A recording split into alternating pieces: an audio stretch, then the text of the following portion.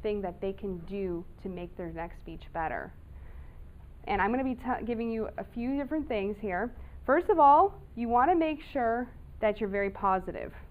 Let's say Greg came up here and he said, Bett, you had this great, you were running around, you were moving, we were all engaged, and it was so exciting, but,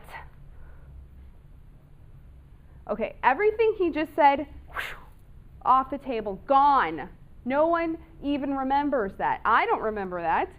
That big, huge but just smashed my dreams into bits. Great. Don't but anybody. So when you write this on here, you want to write things that are positive and connect it with positive words like and. If you said, Bett, you grabbed this with your vivid story, and if you had some more organization in the middle part, we would have really been able to keep up with where you were going. See how that has a completely different ring? That and keeps me listening and says, oh, maybe I can do another speech. Yes. Now at the end, let's talk about your second piece of bread. Your second piece of bread should have just exciting, good points, not good, but detailed, explicit points on what they did really well, and you need to make sure that they're unique, that they're not something you put up here, okay? You don't want to write again, vivid story. There's no need to. Find another good point that you can include. And remember, this is a 3-minute speech that you're giving, 3 minutes. You don't have a lot of time, so don't make a laundry list of things.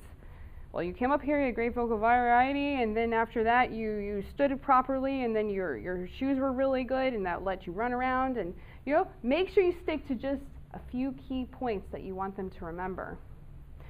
Now let's talk about the third point in my presentation. I've already talked about preparation and the use of the sandwich method, and now let's talk about presentation.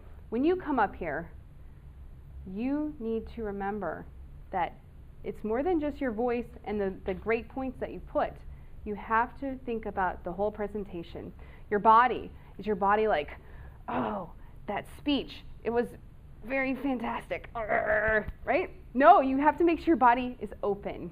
It's genuine. You really want to help your speaker get better. So you have to make sure your body has a good, pleasing kind of look to it. Don't be all tense. That speech. Okay, make sure your body is very relaxed. Next, your voice.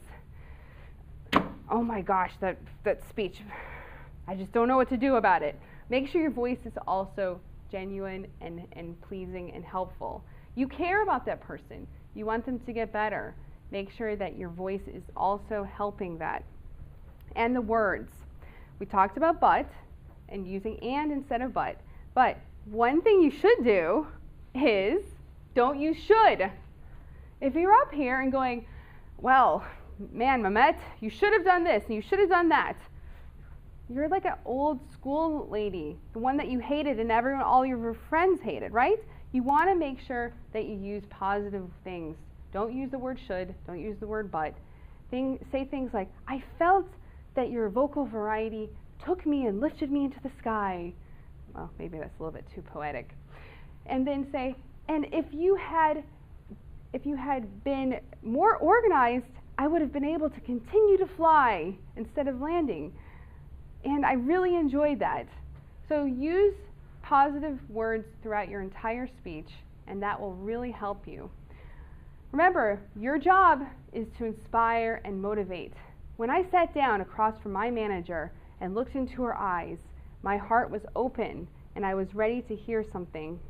And she told me that I had done a good job, and she specifically said the things that I had done well and what I could work on for the rest of the year, and then again what I could do well again.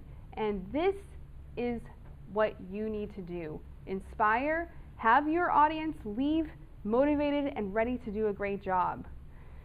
When you succeed, then when you help others succeed, then you succeed. Thank you.